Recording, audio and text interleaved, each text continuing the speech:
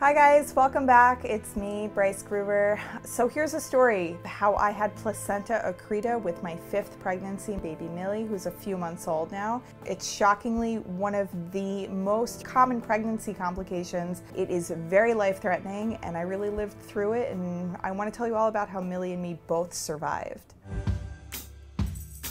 My name is Bryce Gruber. I'm a New York City mom of 4 kids and 1 crazy husband. And it seriously takes a village, and in my case, all of Midtown Manhattan to raise our kids. It is insane, but it is my life, and I wouldn't have it any other way. Before we get into like a whole bunch of checklists of things you need to do, see, and have access to, I want you to know this is from my personal experience. I'm not a doctor. I definitely need to go speak to your own doctor. Just take it all with a grain of salt because my experience may not be your experience, and I really just want the best for you. It is basically a disease where your placenta adheres to your uterine lining. It's supposed to be able to peel right off when you give birth, but when it adheres too vascularly and too intense, it kind of sticks there and can't come off.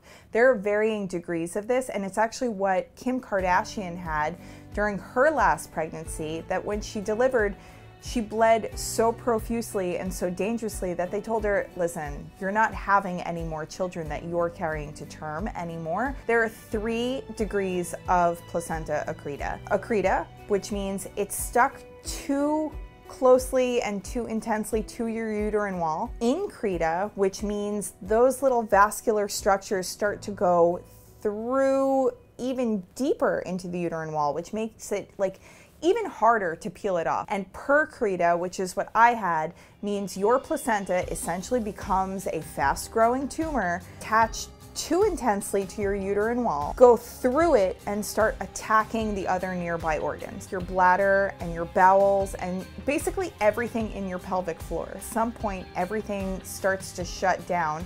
Your baby is not getting what it needs, and your body is really at risk. After I had the first 4 kids and 4 C-sections, and a few of them were emergencies, I had a lot of scar tissue, and I knew I needed a high-risk doctor. I didn't really know why, but I was smart enough to go and do that. He did a regular scan around 14 weeks, and he said, I can't really tell where your placenta is attached, but you know what? Don't worry about it. You're gonna go for your 20-week ultrasound and they'll get it all figured out for you.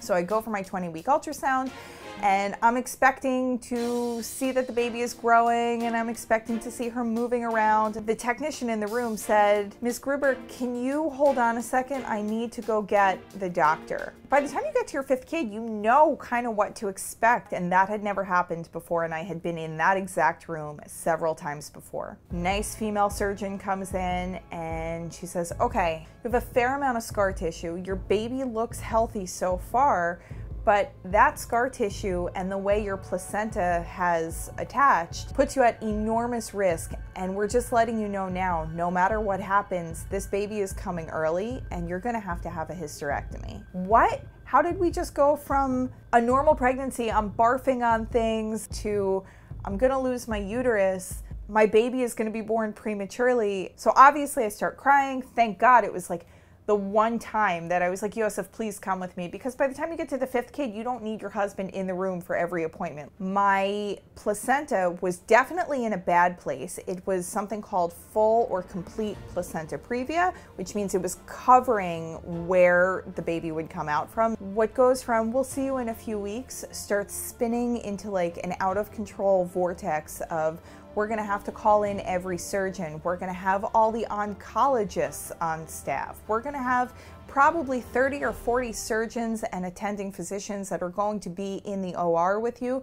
Your husband is not gonna be there. They're gonna put you to sleep. I'm crying thinking about it, because you go in thinking, show me a healthy baby. And you come out hearing you need to make a will.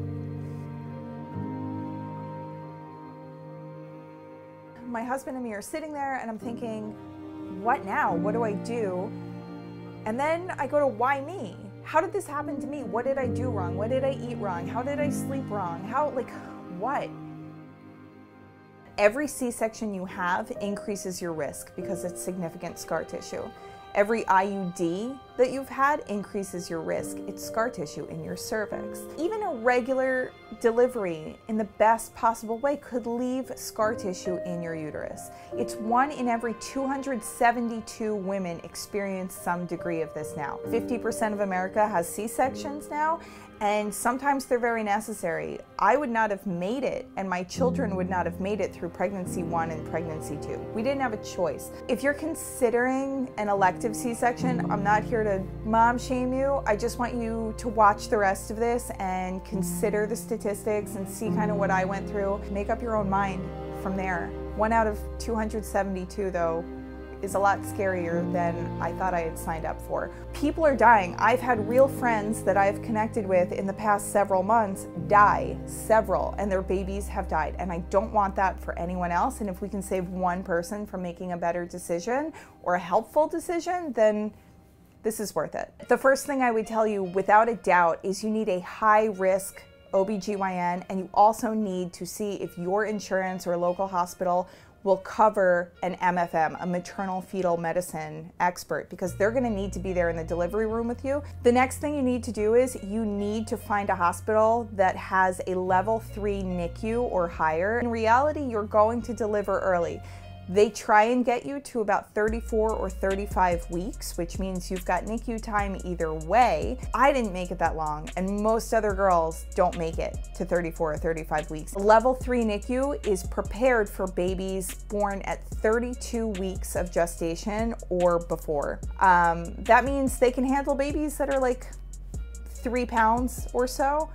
If you can get to a level 4 NICU, they handle like the most intense cases where they will try and keep any baby alive that's at the point of viability. Almost every woman is put on something called pelvic rest. Some women are put on full bed rest. Some women that I've known on full bed rest in the hospital for the duration. I was lucky that my doctor said, listen, you've got 4 other kids at home. There's no way that you cannot be there for them. And if we're telling you that things are looking a little dicey, we would hate to take you away from your children for the last several weeks, because that's not gonna be good for the kids long term. So go home, be with your children, eat dinner with them, but don't run around. You're not doing regular pickup and drop off and all these other things. And the other thing is that they don't tell you, expect to bleed. You're going to have these bleeds all the time. Sometimes they're a little bit, and they tell you anything more than about a spoon, you have to get rushed to the hospital. You can't just wait for 911 to come save you, because you can bleed out in a matter of minutes. And that's basically what happened to me. I was a little bit beyond 30 weeks and everything was hurting and I felt like I was contracting, but I was like, no, I'm just stressed. Next thing I know, the contractions are worse and worse and worse, and Yosef was out. My kids had just gotten to school. I say, Yosef, I think you have to come home because I don't know what's going on, but I think I at least need to be checked out. We need to go to the hospital right now. By the time we go, like 7 blocks to the hospital, which thank God was so close, I felt something wet and I thought, oh my God, my water broke. I stood up to walk into the hospital doors and wait for them to get me a wheelchair, and it was blood everywhere, like a sea of blood. There's not enough time to call in a cell saver machine, which is where basically they save some of your own blood when it's all over the emergency room floor. We went in to triage. The doctor said, get undressed, put this gown on. If you've got prayers to say, now's the time. They put me under general anesthesia. My husband was told to wait outside. I was in a medically induced coma for a while, which apparently I found out after is the norm, and it's very scary, but they don't have a choice. And the surgery itself took almost all day in the main operating room. So that's something that like apparently everyone has to prepare for, because this is way beyond regular C-section land. I woke up, I think 48 hours later, I'm not sure. I was in the ICU. It took literally hundreds of blood donations to fill your body back up. There's gonna be a lot of lasting side effects that you're gonna feel from that. You don't just like recover from full body transfusions, and you're gonna feel pretty crappy for a while. And I didn't care. I said, where's my baby? Tell me about my baby. So she was born at 3.5 pounds, which thank God is like kind of big and robust for being that early. And she was having a lot of trouble, but she pulled through. She was in the NICU for 40 days and 40 nights, and if that's not like a, hey, some kind of like pray harder sign, you know? They told us everything would be wrong, that she wouldn't be hitting milestones, that she would have severe disabilities, that her hips were displaced and she might not walk normally, that she wouldn't be able to do basically any of the things that babies born at 40 weeks would be able to do. And was she delayed in a little bit of those things? Yes, totally. But now she's here, she just turned 7 months old, and she's rolling around, she's sitting up, she's laughing, she's making eye contact, she's blowing bubbles, she's eating avocados and zucchini. Those are her favorite foods. And things are so good. Things are so good. She is definitely about a month or 6 weeks behind where my other kids were at the same stage, but that's to be expected. She didn't have those extra weeks in my belly.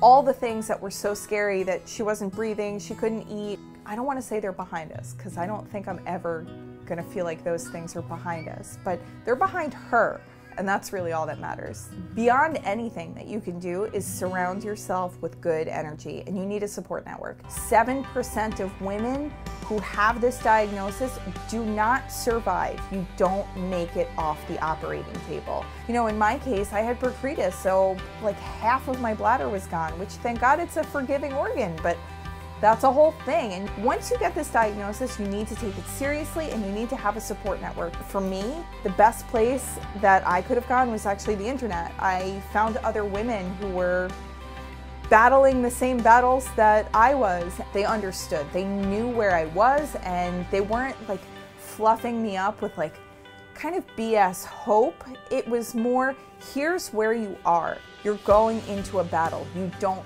have a choice. Let me hand you, as a mom who has survived and been through it, this bigger sword so you're better off. That's what I want to be for everyone else, because I know what it's like, I know what you feel like, and I know how lonely it gets. I hope all of this was not overwhelming for you, but made some sense and helped point you in a direction that feels safer and better for you. If you have any questions at all, I want to be your ally in your fight for your life and your baby's life. You can definitely drop whatever comments you have down below. I would love to answer them as quickly as I can see them and get to them. But also, if you click on the link to my blog post about this, I included some really good resources to the Facebook groups where I chatted with women who are going through the same things as me in real time that actually I think saved my life. Please subscribe, because I will talk about more of this in upcoming weeks, and I'm uploading new videos every week, and I would love to be able to stay in touch and tell you more about this. Thanks so much.